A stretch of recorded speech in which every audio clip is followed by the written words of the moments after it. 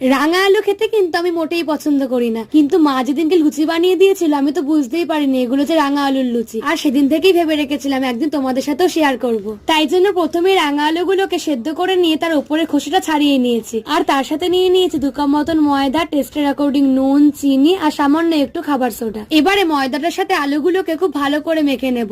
যেহেতু আলুর মধ্যে জল থাকেই তাই জন্য আর প্রথমে জল দিইনি, পরে একটু একটু জল দিয়ে যেভাবে লুচির জন্য ময়দাটা মাখা হয় সেভাবেই মেখে 20 মিনিটের জন্য ঢাকা দিয়ে রেখে দিয়েছি। 20 মিনিট পর আবারও একটু ময়দাটা ভালো করে মেখে নিয়ে যেভাবে লুচি বেলা হয় সেভাবে সাদা তেল দিয়ে লুচির মতন বেলে নেব। এই লুচিগুলো যেমন সুন্দর ফোলে আর তেমনই নরম হয়, আর খেতেও কিন্তু বেশ ভালোই লাগে, একটু মিষ্টি মিষ্টি লাগে। এর আগেও না রাঙা আলু দিয়ে আমি একবার পান্তুয়া বানিয়েছিলাম, আর ঘরের সবাই মোটামুটি ভালোই খেয়েছিল, কিন্তু তখন তো আর ভিডিও করতাম না, তাই ভেবেছি আর একবার বানালে তোমাদের সাথে শেয়ার করব। দেখো প্রতিটা লুচি গরম তেলে আমার ভাজা হয়ে গেছে আর কত সুন্দর ফুলেছে। আর মা একটু সিমাইও বানিয়েছিল, তাই লুচির সাথে এটাই পরিবেশন করলাম।